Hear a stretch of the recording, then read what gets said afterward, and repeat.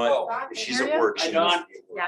Yeah. That's Does hair by day. That's Fred Martinez. He's so excited. Roger is recovered.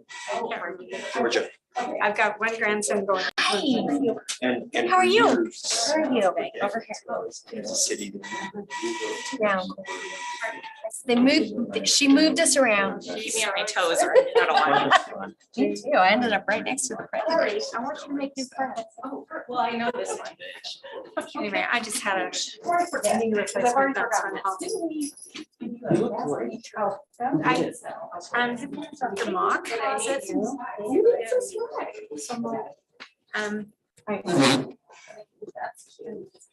I'm just so. Oh, yeah. This shirt says Lars. When I was a nurse, no, it was inpatient. He took me to 130 degrees today. So I'm Okay, come down off the mountain. I'm almost there. So. You're married.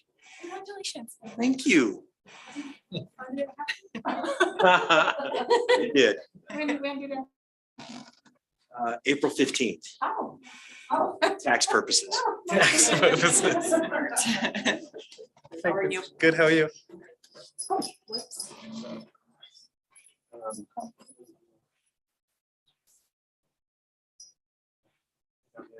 Oh, that was the thing. That's the thing I was not hoping to have to explain. Much. I'm not including this in the president's report, but I still. You want to say their name? Yeah, public meeting. No, this is public. Um, I did not know you were. yes, I did. Didn't know I wasn't that day. I made sure they gave us. How are you doing? Okay. So, Watched a lot of Kobayashi. I've eaten a lot of food in my days, so I took to it quite naturally. So I had to go to the menu on Instagram, just on the story. That's a charity. yeah, I already know. I know. Cinnamon carrot top. The rest. Better days. He looked a little rough. Like he hadn't been asleep. Like he'd been up full cycle.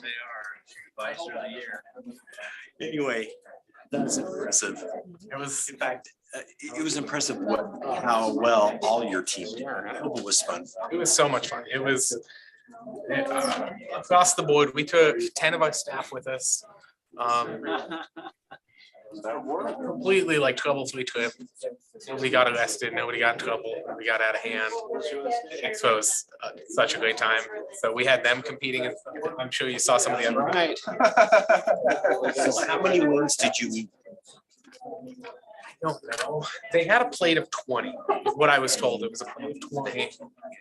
I got through my first plate, and they handed me another one, and I thought it was a race to finish the plate. I was so devastated when they slid the next plate over. I was like, oh, no, I don't want to eat. Here today. You what? But I kept going, kept going. No one else finished their first plate. We're just hoping. It's like the 8 people. I went like halfway through, so I was like 25 to 30 somewhere. 3 minutes. 3 minutes. Not about how many chicken wings you can eat, it's about how fast you can eat chicken wings. Oh my gosh, Will, I have to introduce you to my husband. He's like a champion. And he has this whole strategy that's disgusting. I just can't sit. That's what he was talking. We went to the pizza expo. I competed in small competition. I won. Oh, I went hard, yeah. It was a good time. Is this a metaphor discussion or is this really about chicken wings? This is a real chicken wing thing. Yeah. I'm glad a pizza expo. You're gonna have to shoot it. That's a pretty good metaphor there. $1,000, Will? Yeah. It's free chicken. And did you have to pay for the chicken wings? No, didn't even have to pay to enter. Like they just say, do you want to be in a chicken contest? I'm like, yeah, let's do it. They didn't know who they were working with, did they? I mean, I was just trying to get my staff all hyped up and like have a good time and show them like it's okay to be embarrassed in public. It's have a good time. That's what we're here for. okay. And then winning was I met Carrot Top. I saw that. Is he still super beefy and everything? Oh, he's kind of deflated a little bit. He looked deflated. He looked a little bit rough. Yeah, he looked like he hadn't been. He looked like he'd been up all night. Then came in for contract purposes. He had to come in for, and then he was gone. Whatever he got paid. Yeah, he was there for a very short amount of time.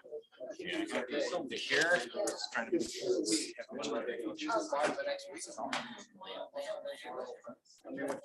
It was great. I highly recommend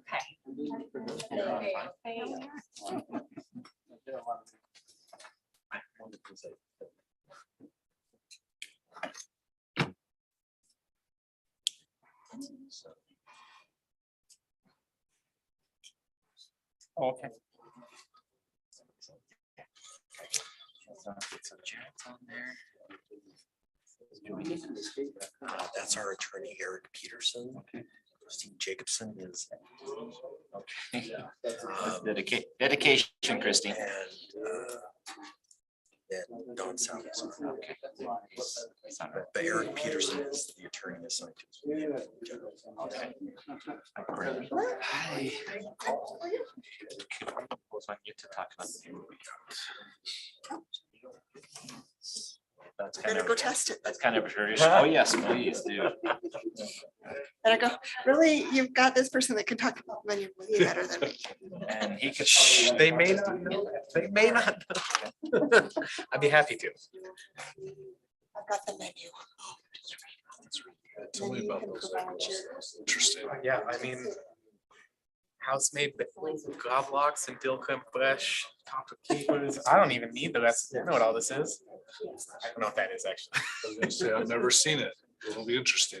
Holy cheesesteak. Name again? Oh, nice. Okay. You had me at Capers. Oh man, I love those things.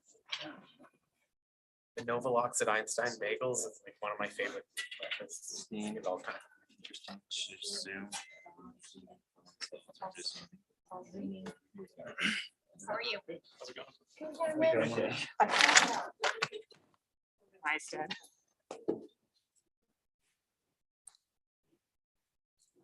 How are you? Good.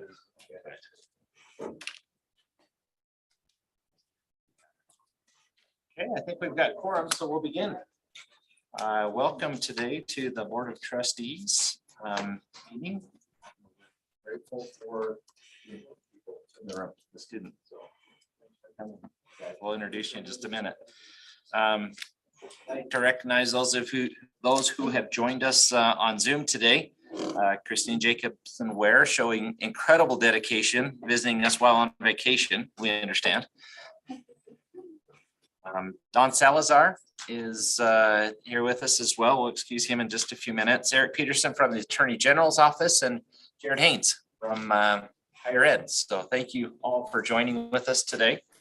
I think it's really important to recognize that we have food over here on the table.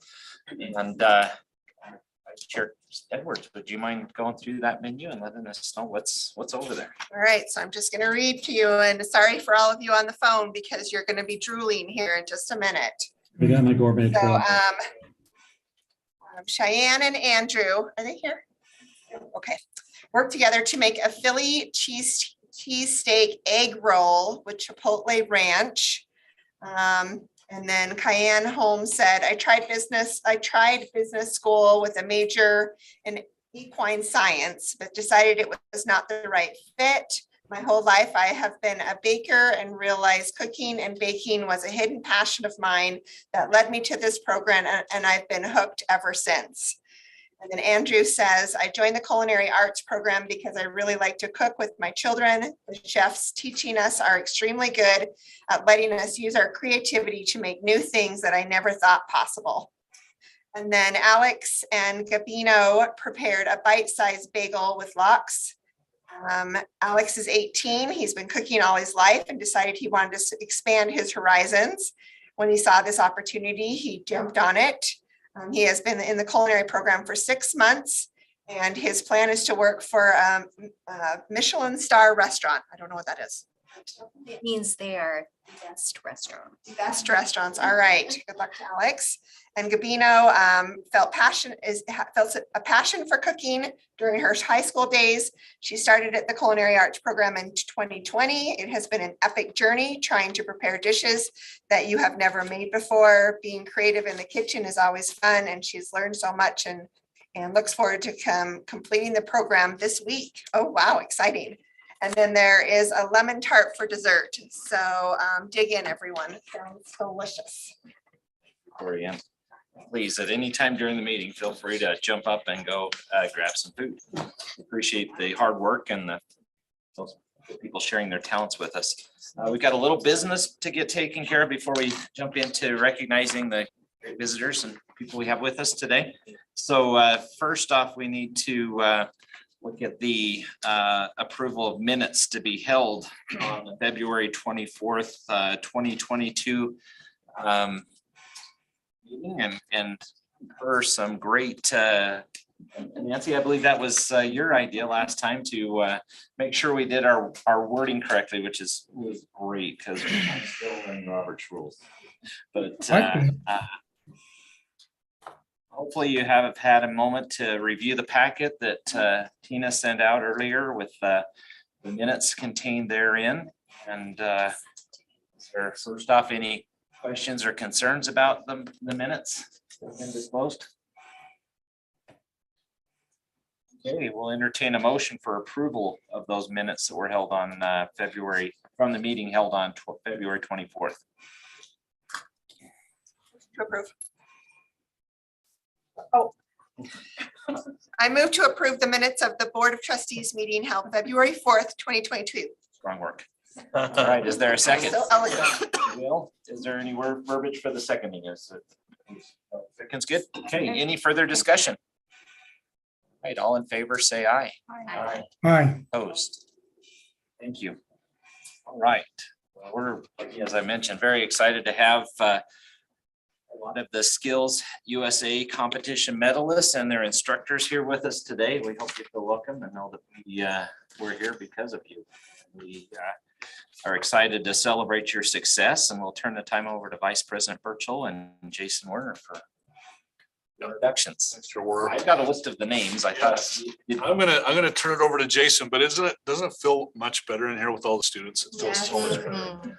And like every other year that we've competed in Skillsusa, we have a strong contingent, and not only do we have a strong contingent, we have a very strong contingent of medalists. So I'll turn it over to Jason. He's our Skillsusa representative for the college, and I'll let him introduce all of our great students and faculty.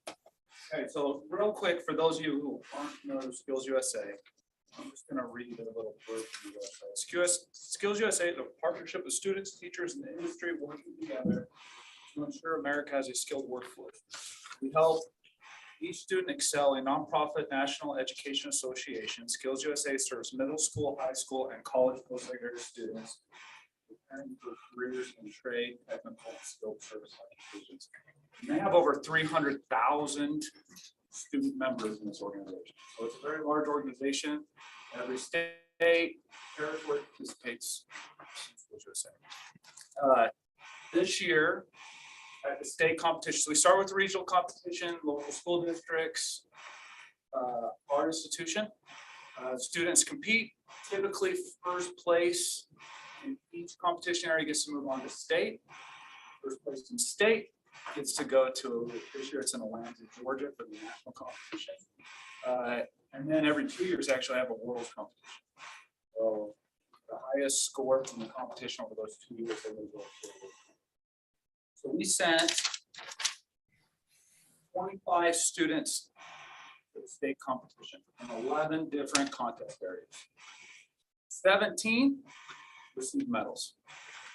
So that's about 68% of our students we sent to state got a medal, which I think is awesome. And a lot of them are here today. So what I'll do is I'll go through, I'm going to go in my alphabetical list of my contest areas, and I'll call the instructor up and they can introduce the contest and their students. And then be prepared, they might have questions for you. Okay, so the first contest is barbering. So Fred Martinez is the instructor for that. Thank you.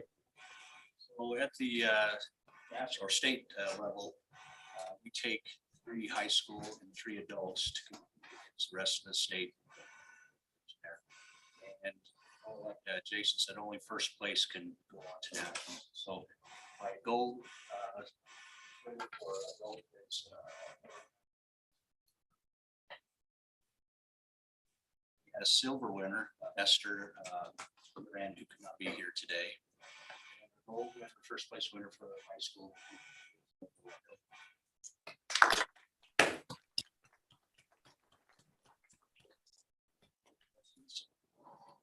What high school?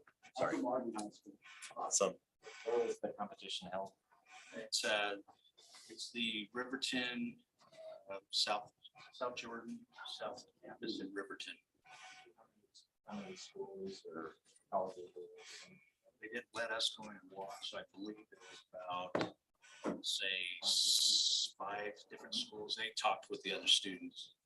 So there was 5 different schools. Some of them didn't have 3 adults and 3 high school. Some of them had just 1. I will tell you this, that all the students and just to tell you that since we had this competition, 2017, I think that we started it here. I started it here and we hosted it here for 3 years. And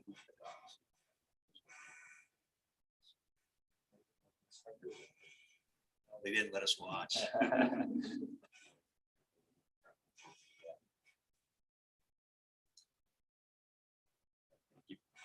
Congratulations. My next area, there's actually 3 contests. We have CNC milling, CNC technician, and CNC turning. Brett Holmes is the instructor. To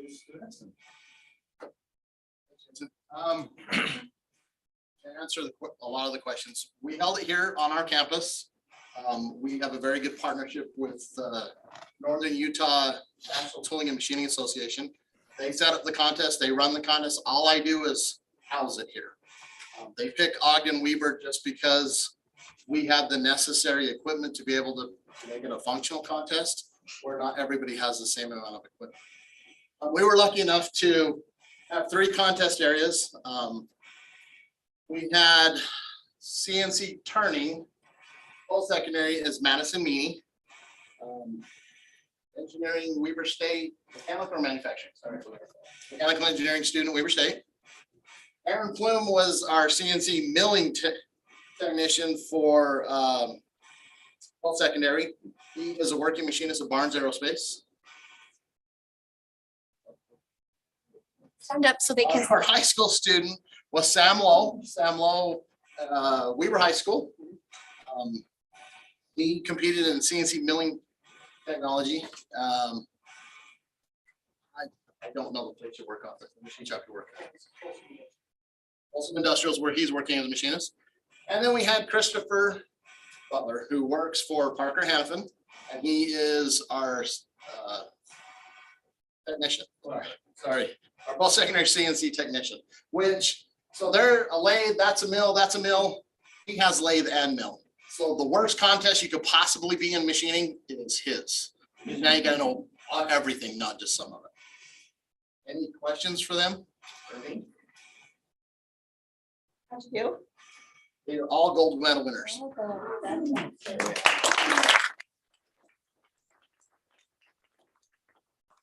What was the hardest part of your competition?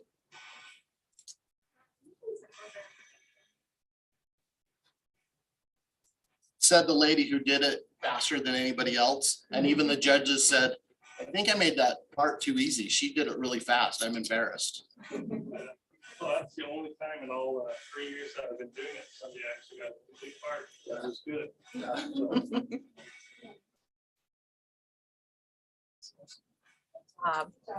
Thank you. Okay, some information for the other instructors. You have to stand right here. So those fine people can see you. I can move it a little bit. Okay, so next contest is cosmetology, and Carrie Smith Okay. Well,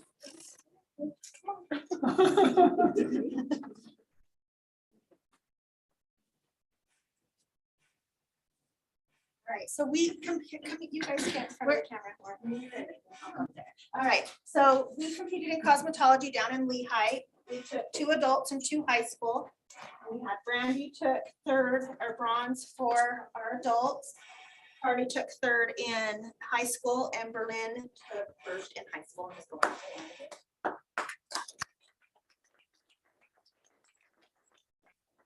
Contest, they have to do 3 haircuts, an updo, and like an interview. It's kind of a mock phone call to work on their customer service. Questions for us? Are they working? They're all still in school. They're all still in school. Yep. They're all up there on the floor. They're happy to take appointments. Congratulations. Congratulations.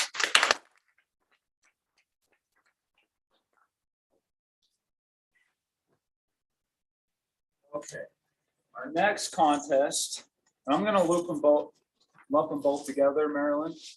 Job skills demo A and job skills demo open. And I've been participating in skills for a number of years, and I still don't understand the difference between A and open. okay, well, I'm the lone stranger. I did take 4 students down though. We had an adult compete in job skill A and a high school in job skill A. In job skill A, they have to do a demonstration of a task that pertains to their program, whatever they're in. Okay, in job skill open, they can do a task. It doesn't have to pertain to the program. But we come away with 3 gold medals and 1 silver medal. So we have 3 going to Atlanta and 2 have graduated and they're working. So here I am.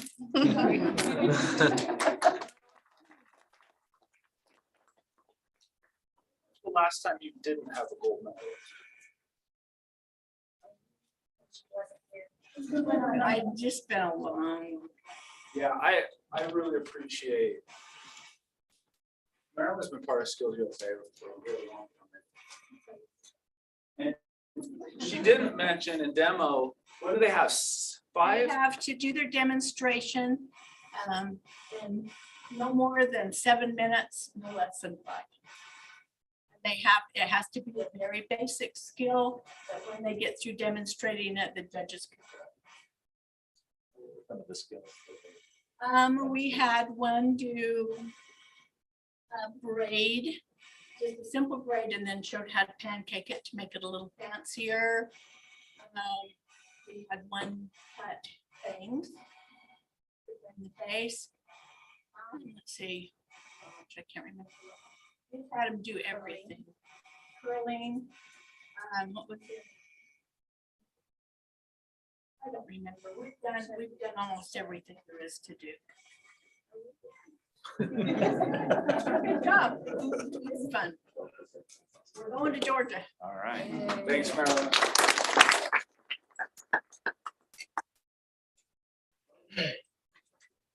Next contest area is nail care, and that's Sherry Bradford. Sure.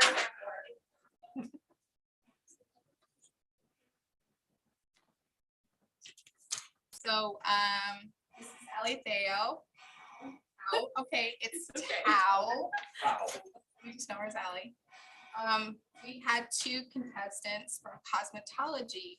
And then Allie took gold, and our other contestant, Stacy, took silver. So they both placed, which we're really happy about. In nails, they have to perform a one-handed manicure. No, they don't. They have a 1-foot pedicure. They have to do 1 hand an acrylic set, 1 hand a hard gel set, or hybrid gel they call it. And then they have to polish an acrylic nail set with red polish, which is really hard to do to get it to look like glass and smooth. And then on the hard gel set, they have to do a big nail art. They nailed it right across the board. Holly, what art did you do? So we had to do something that was like very design, or yeah, that flows together with all one hand, all 5 fingers.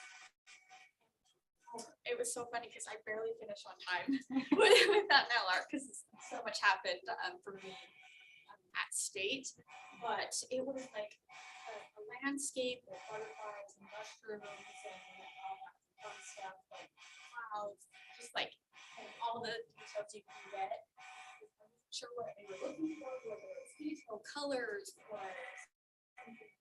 immaculate. So we went with something super crazy. So.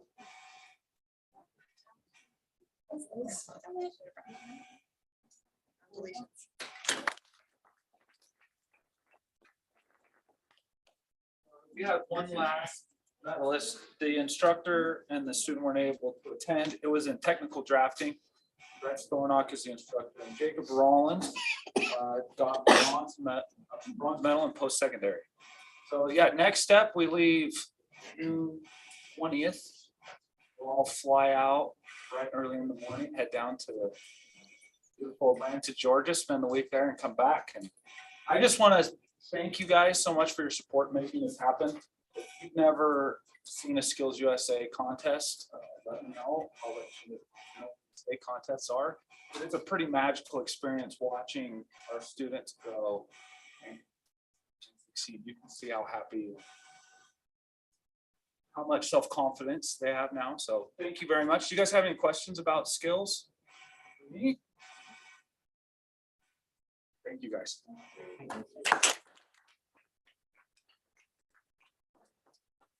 Well, congratulations and thanks again for being here today. It's great to see high level things we talk about really happen with the students. So we appreciate you, and you're welcome to stay on for our meeting. We're covering some business of the school and the college, but if you need to leave, feel free to, and help yourself to some treats. Grab some food on your way. Yes.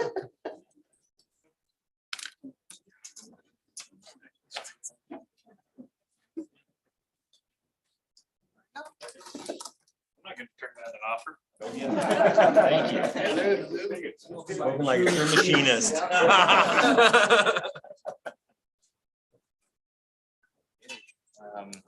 Next item on our agenda today is to discussion and presentation of the strategic plan, and then we'll have a vote for approval. President.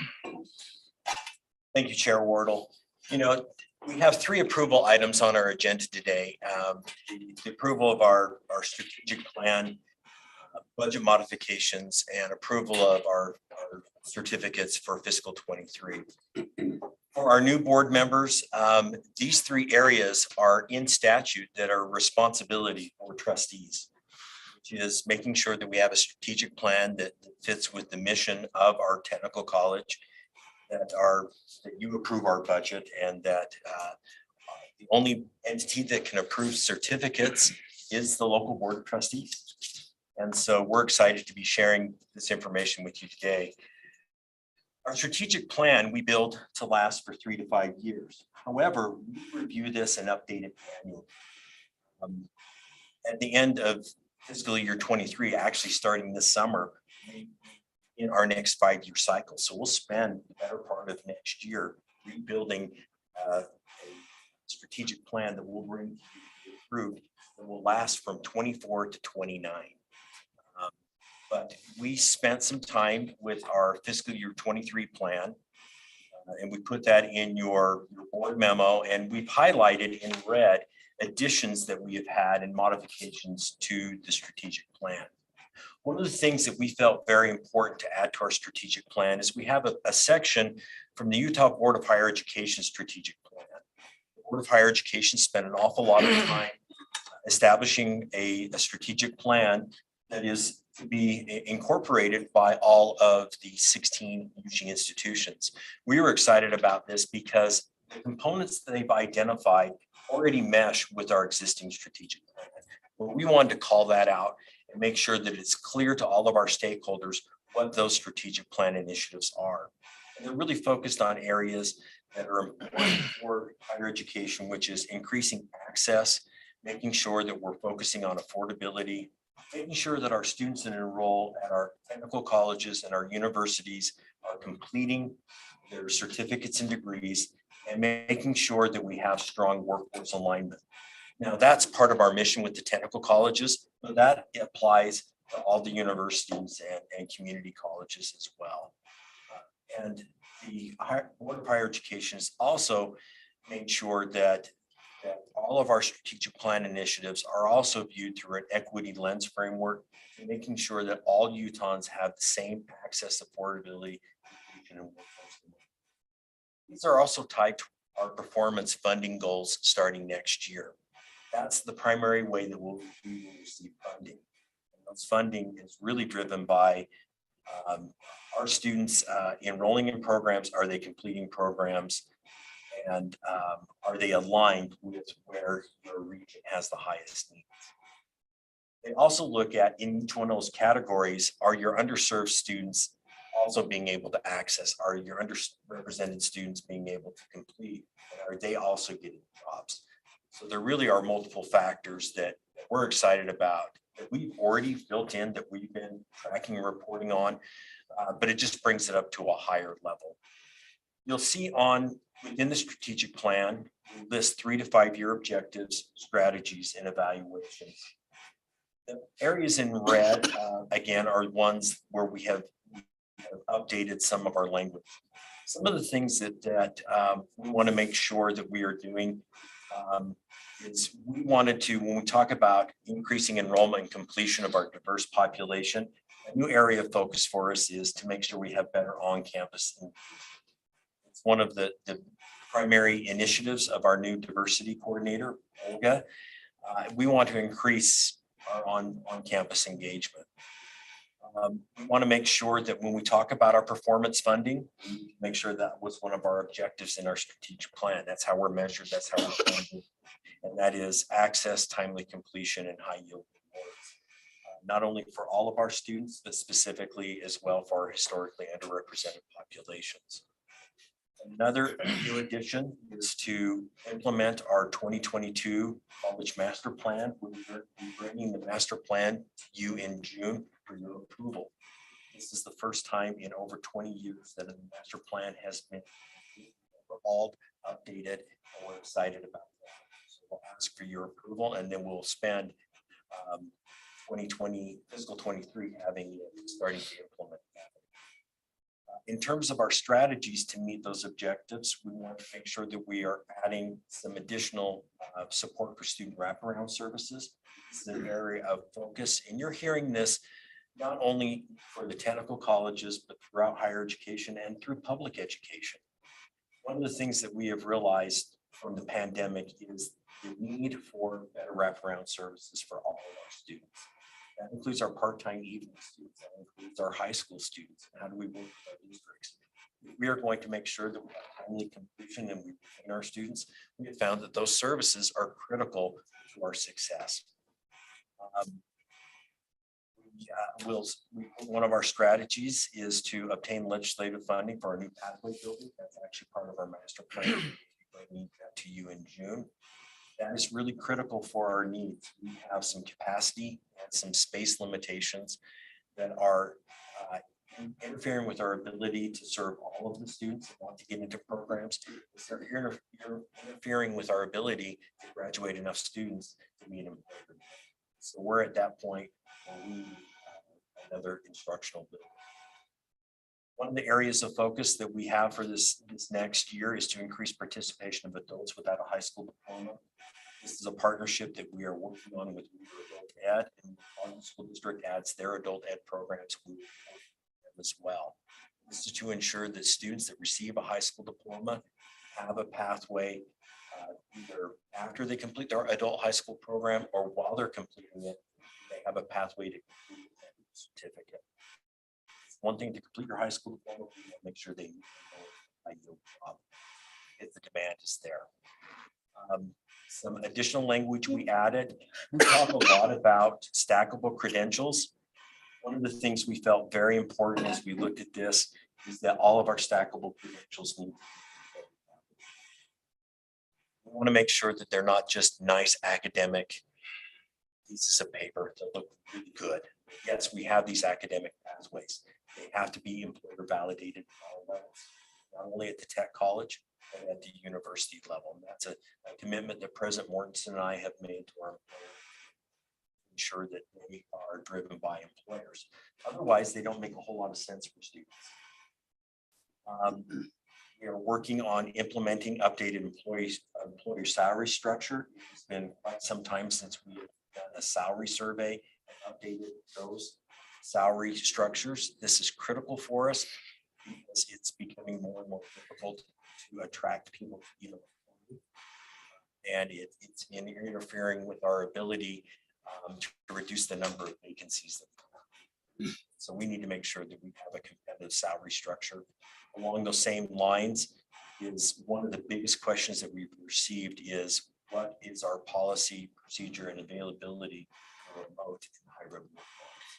So our policy team is getting close to finalizing our very first remote policy. That's something. We do have some positions where a hybrid model or a remote model is going to work very, very well. So we're excited to implement that. In terms of evaluation, we added one key factor. We want to make sure that when we are doing our performance funding, that we are very clear and transparent in sharing with not only our board members, but our entire college community, how we do performance measures. Because that's something new. It's the first year we wanted to make sure that that was added as part of our evaluation. So with that, those are the updates. Any questions, comments, feedbacks, questions that you might have, areas you feel that we need to focus more on, language changes.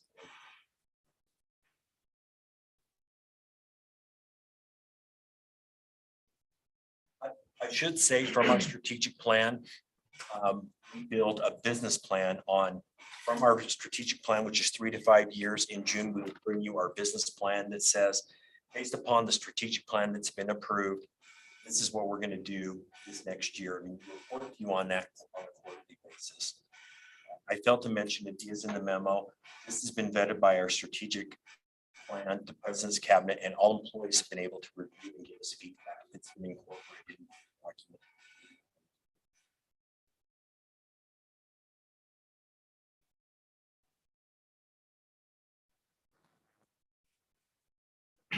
The validated articulation and stackable credentials. That's really key, and Weber State is pretty receptive to that. So that's super critical.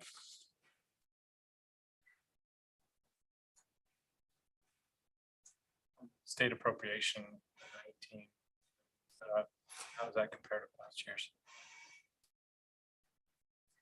They're on the financial resources page, and this is a requirement that our accrediting body says, you have these strategic plan initiatives, you have the funds to do it. And so we update this every year. The 19 million is up. It's substantially up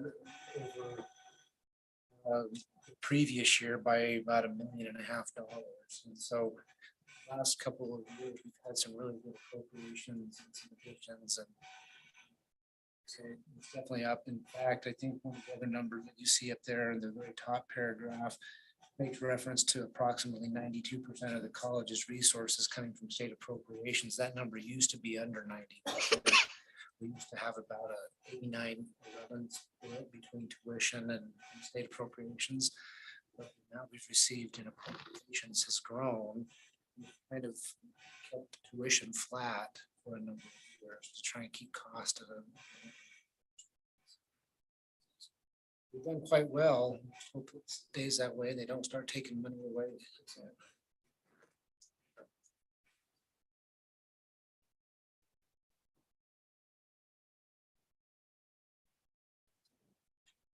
Any other questions? Discussion?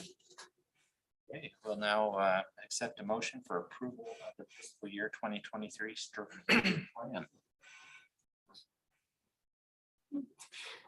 I move to adopt the changes shown in the agenda for the college's fiscal year 2023 strategic plan. Second. Cameron, thank you. Any further discussion? Favor say aye. Aye. Aye. President, lots of thought and work went into that. It's obvious, so. For us. Vice President Call, would you like to go over the budget modifications? Yes, appreciate it, Chair Wardle. So the budget that we currently have for this current fiscal year is one that this body, this board adopted or approved back in June last year. In that same June, for fiscal year 23, our next board meeting. At that time, we take the best information we have to develop the budget, and in most cases, it's pretty accurate, but there are some changes, and so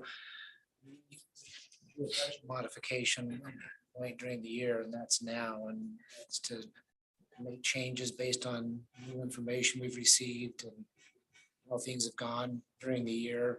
And so what you see happening here are a couple of, some of the big contributors to some of the shifts have to do with federal grants. At the time, we received all of the federal HERF dollars from federal government to deal with the pandemic. We put those under operating revenue, and the Accounting Standard Board and the Department of Education came out with a bulletin that indicated they wanted that under non-operating. So that's why you see this. We're not losing these dollars, but they're proposed reduction of $2.1 million from operating revenue. There was a shift to non-operating down below. So some of you might be looking at that spreadsheet and saying, well, I only see an increase of 250,000 under federal grants and non-operating, and that is right. And that's because the other thing we're shifting for is the most recent allocation we received for HERF dollars, $1.5 million. We're not actually even going to be able to spend all of those dollars in this fiscal year. So we've just reduced them out of the budget. So we're not showing such substantial variances month to month. That deadline to spend those dollars has been extended through the end of next fiscal year. So they will be included in next year's fiscal budget. We've reduced them out. And so that's why you see a big reduction under federal grants under operating, and only an increase of 250,000 under non-operating. Some of the same things are happening with the state grants for the SWI funds. They were initially budgeted under appropriations instead of a reimbursable grant. And so we moved those out of there, and they're once again also shifting down to non-operating based on that bulletin. Some of our programs, such as culinary arts, driver's education program, their sales are a little bit higher than what they anticipated. So you see some increases there. $56,000 in the case of culinary arts and another $46,000 for driver's ed. Operating expenses, cost of goods sold based on increased sales in different areas are going up. There's shifts within salary, employee benefits, general and travel budgets to accommodate those shifts. There's multiple things going on there. $600,000 is being added to depreciation to account for higher capital asset purchases. I think if there's anything else here. Oh, so another big shift is under capital expenditures. You see there's a reduction of 800,000, and that's tied to those federal dollars. A lot of the money that we had budgeted on the expense side of those federal dollars was for capital. So we're now reducing that because of that, and that will be budgeted again in fiscal year 23. So overall, a little bit of a decrease because of the federal component in our overall budget. The state appropriation pieces obviously stays the same.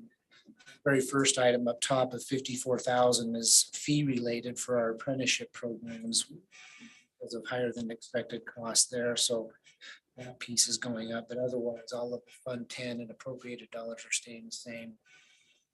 Any questions from any of that rambling?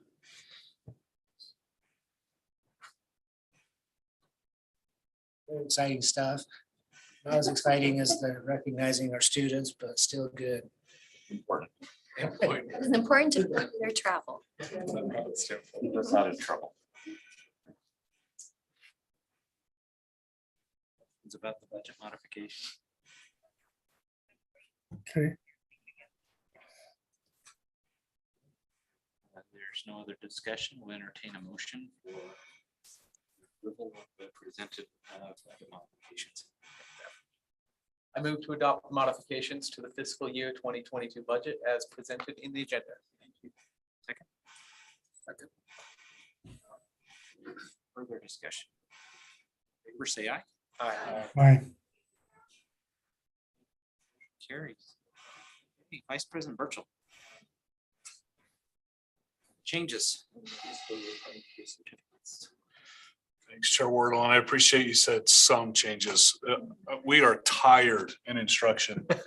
I don't know if you remember, but last year, for those of you that were on the board, we intentionally didn't have a lot of changes on our fiscal 22 outline, and that was intentional to try to build some time for our programs and all of the other departments that we work with to get things right. So that when we're coming into 23, we're in a much better position and prepared. Well, we're at that place, but we've done a ton of work, and the challenge that I'm having is, how do I tell you about all of the changes in 2 minutes? So I will do the very best that I can and run Zoom. So let's see, I'm gonna pull up just the spreadsheet that was shared in your memo. And really the intent of this is to show you where our fiscal 22 programs were this year and compare it to what we're looking at for fiscal 23 starting in July of next year, or July in a couple of months, and any changes. So any of the programs that are highlighted in yellow, those programs had some change in them. Any programs that are in orange or red, we are retiring those programs for fiscal 23. And then any programs that are in green are new programs to fiscal 23. So you can see a lion's share of our programs went through some changes this year. And we anticipated that because we didn't do a lot in 22. So on average, our programs for the most part went down in instructional hours. So you'll see a handful of programs that maybe went up a little bit, but the programs that did go up, the reason for that is we are, as you know, we've talked about this before, we're going through a clock hour to credit transition. And in order to do that credit transition, we like to have our courses in 30 and 60 and 90 hour increments. That makes the connection much easier. So, you know, where we have a course that's 20 hours, we're not going to keep it at 20 because it would be a 0 hour course. So they would go up to 30. So you might see a handful of programs go up a little bit, but not a ton. Again, most of them are going down in hours. And the intent of that was the feedback that we got from our employers. We know the kind of market that we're in. We need employees, we need skilled employees quickly. So we're trying to get that training down to the bare minimum to meet those job requirements.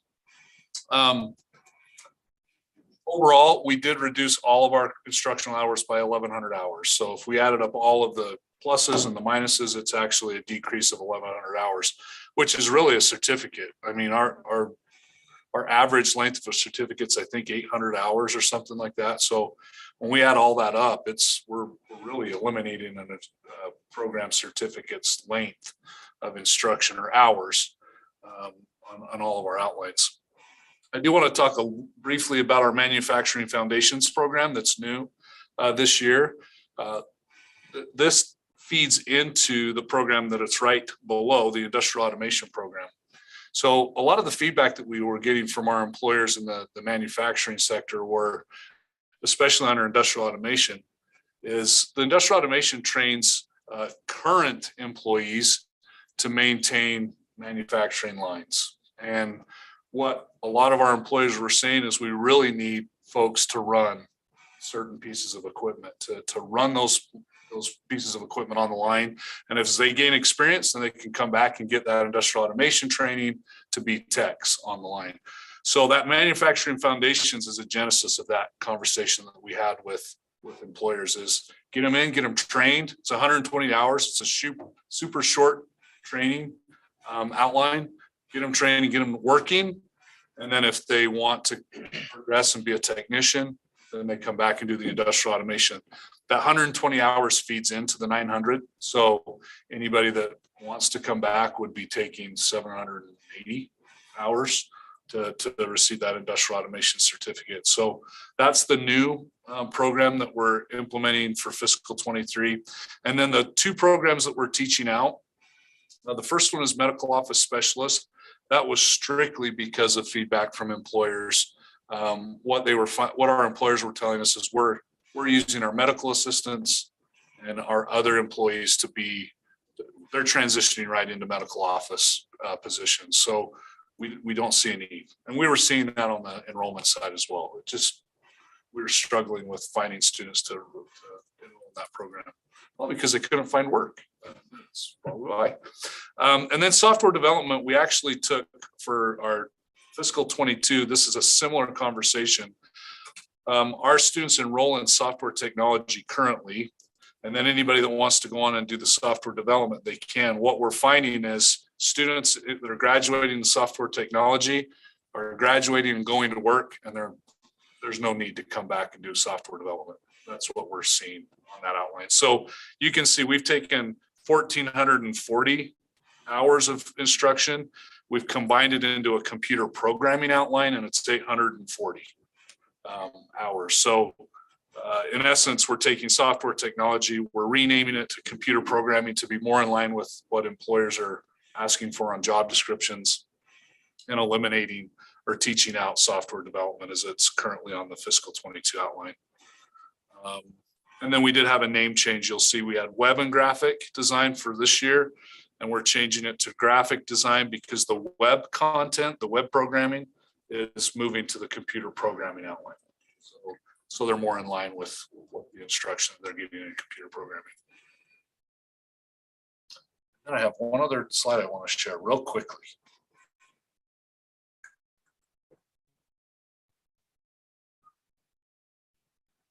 It's not the motion slide. So again, I just want to encapsulate what happens when we talk about these outline changes. We have 31 programs that we're looking at for fiscal 23. That's 427 courses. So that means that we have 427 syllabi that we're updating and getting ready. In addition to those courses, we have modules that are housed in each course that we're building in Canvas, which is our learning management system, and our SIS. Over 6,000 modules are involved in our fiscal 23 outlines when you add all of that up together. So as a total, yeah, as a total. So lots and lots of work. And we're excited to announce it's all done. We're ready to go. We could start, if July 1 was tomorrow, we could enroll students tomorrow, but we have a couple of months, and Student Services is really, really happy that we have all that information for them so that we can prep that way. It takes a little bit to do those 6,000 modules. Yeah. Any questions? One of the things I do want to share is that all those changes have been validated by our employers, every single one of them. One of the things that I want you to know is our employer teams meet twice a year. Vice President Burchell personally attends every single one of them. It's rare that he misses one. The only time he misses one is if there are two going on at the same time. Many of these start at 7 a.m. Some are held at noon, some are held in the evening. And there are days he is here for 16 hours. And he does that to make sure that he is hearing, as the chief instructional officer, he's hearing the feedback from the employers. And if he feels like the right questions are not being asked of the employers, he'll ask them. And one of the things that we heard, manufacturing, everyone's having pain points right now, but manufacturing's been having it the longest. We did not have an introductory program like CNA for healthcare. Many people get into healthcare and they do a short-term CNA, they get working in healthcare, gives them some experience, gives them a frame of reference, and then they go on into nursing. We didn't have that for manufacturing. So it was Jason and Chad's impetus to say, we need to have something that the employers validate that's shorter. They can have high quality training, get employed, and those employers are sending them back for the longer certificates. The other exciting thing about that manufacturing foundations program is now all of our STEM programs at Ben Lomond, at Ogden, and now at Roy High School, they will all complete that. So they'll have an employer-ready validated certificate that says, we can hire you right now. And right now we have 4 or 5 companies that have validated this and said, this is our new pre-employment hiring process, and more will come on as word gets out there. And then they know I just completed another 720 hours and I've completed the entire industrial automation certificate. And I think you're going to see us add more and more of these internal stackable credentials, because so many of folks are going, I need to go to work now. Well, we want them to go to work now, that's fine, but they need to have a basis of success so that the employer will then help them with that next step. Any other questions? Chair Everyone else Wall, is right. Please go ahead. oh, sorry. Okay, if I just make a comment real quick? Okay. Please. First of all, congratulations to Vice President Burchell and his team for the incredible work that you're doing. Particular thanks for something that's probably going to just be a pain point when I mention the word, but thanks for your efforts and your teams, and especially the faculty for the incredible work that you are doing on the credit transition and program alignment. That's no easy task, but what I'm most excited about is that you're aligned with the industry. And so the challenges of aligning with industry while also trying to make that fit in with what's going on statewide so that things will stack better across the state. That's just a huge task. Appreciate what you're doing. I agree. I'm sold that all industry supported this, right? That they know best. One thing that we're having a discussion at the state level on, and it doesn't have to do with this, but I don't know where the right place is to put it, but with all the billions of dollars of infrastructure money that's coming in through the Biden's IIJA, we're just starting to kind of look at that. It's coming in a couple pots, like some agencies are getting what's called formula funding. So energy is getting just a percentage of X based on population that's being shared across the country. Broadband's getting X based on our participation. So there's formula funding coming to the agencies. And then there's competitive dollars that academia and industry and nonprofits and others can go after. And so we're trying to organize that and look at it. But we had the McKinsey company come in, the big kind of think tank, and talk to us about IIJA this week. And they said the biggest thing that the states are worried about is labor. So you're putting all of this construction type money, infrastructure money into the state. I mean, hundreds of millions of dollars, and that's going to be from putting stations all across the state and in our state parks and training EV technicians. It's going to be laying miles and miles of broadband fiber. It's going to be roads and construction. It's in solar panels and all of our energy kind. So we're just looking at this huge money coming in. There's going to be all of these RFPs going out to the construction world saying, we need you to build all of this. And is there going to be enough workers, right, that are trained to do all of this work over the next 3 years, right? Because it goes through 2024 is the money. And, and I was like, oh crap, that's going to probably be a problem. Right. So I just want to bring that up because you're going to be looked at for some of the solution. These companies are going to want to maximize their opportunities here to take these contracts, and they're going to be looking for workers to do it all across the state. And so I just think from a USHE system wide, and especially the tech colleges, there probably should be some real thought going on about this, because there's going to be requested to churn this probably, well, I would say bigger than ever before. We're never gonna, I mean, this money, we've never seen this kind of money. It's Right. the Ukrainians. Mhm. I mean, that's, I mean, maybe, there's yeah, gotta be some creative solutions. Right, Because what you right. scare, what you say makes my blood run cold because the workforce situation is so tough right now. And if there's more money coming in, it's just gonna inflate. We're putting $1.2 trillion into the country and infrastructure. And that is a certain type of workforce all across the country that's gonna get all this money and gonna all be deploying it in the next 3 years. Here's the silver lining. And here's the silver lining, and I'm glad you brought that up because there's a lot of work to be done. And we, even prior to the pandemic, we were having some workforce limitations. In terms of enrollment in higher ed, the technical colleges are continuing to grow. When unemployment's this low, when it's essentially anyone who wants to work can find a job, our enrollments historically, in my 28 years, have always, we've had a drop in adult enrollment. Our adult enrollment has grown consistently over the last 5 years and has continued through the pandemic and even endemic, where we're at right now. Community colleges across the nation are seeing significant drops in enrollment, except in their CTE programs. Their technical education programs are growing. So adults are saying, you know what? This is the best return on investment. This is the best value of my time and the money that I'm spending are these shorter term programs where I'm going to get a great paying job.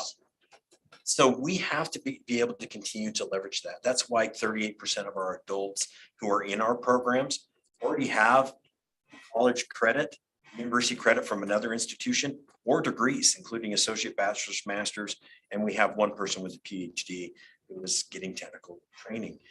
So we need to be able to leverage that and do some other things.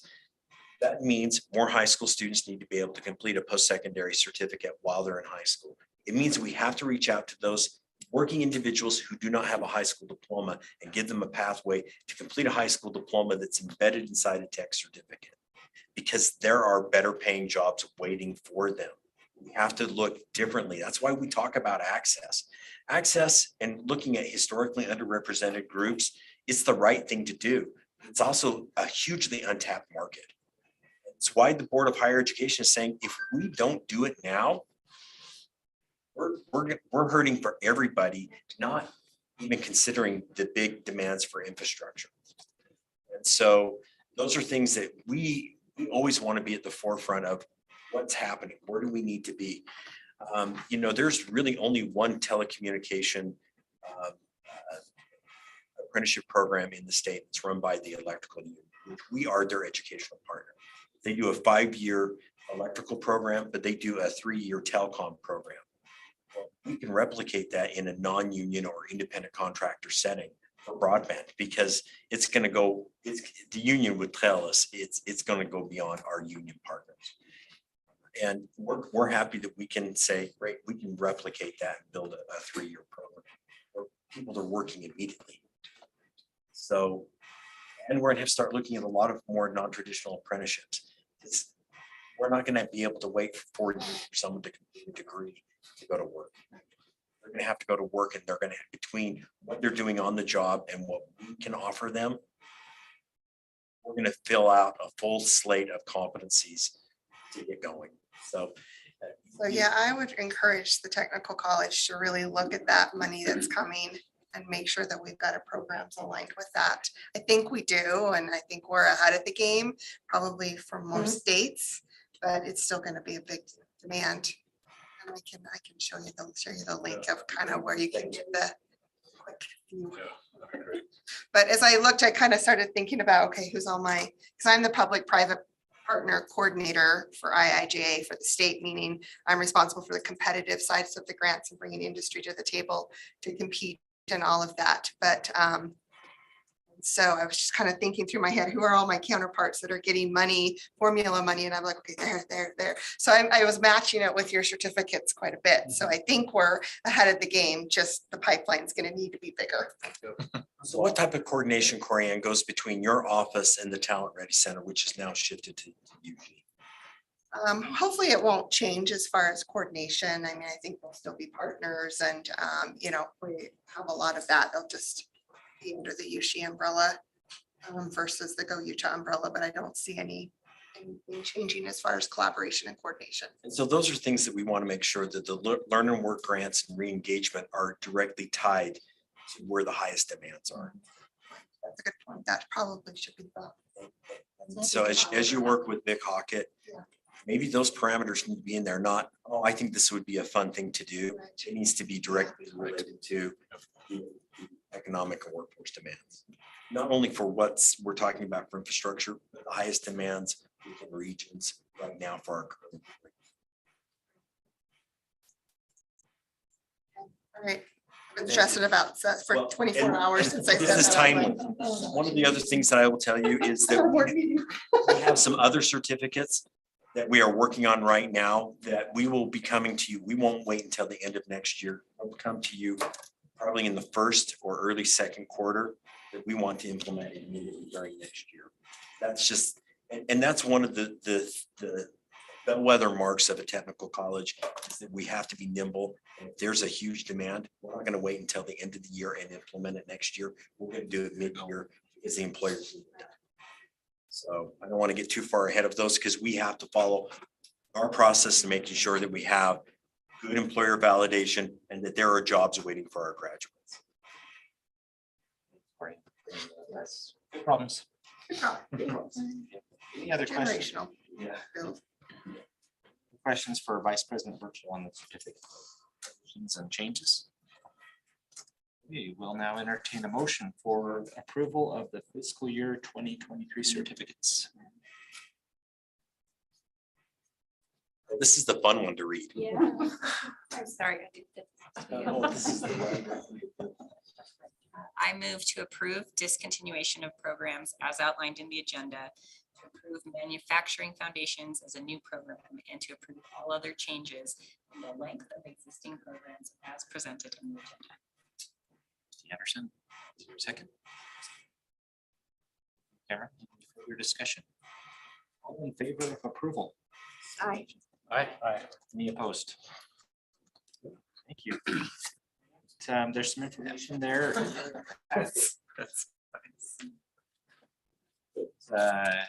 As for your information, revenue expenditures, outcomes, custom fits. Good information. Are there any comments or questions about that section? It's up here that there's an executive session needed, so any other items to discuss in today's meeting?